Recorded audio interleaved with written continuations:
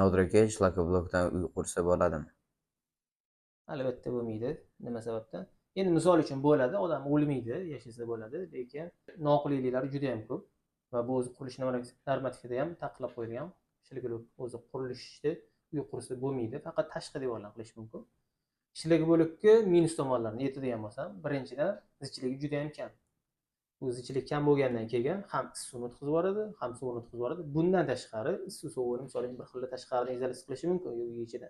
Lekin mustahkamligi juda ham kam bo'ladi, zichlik kam bo'lgandan keyin.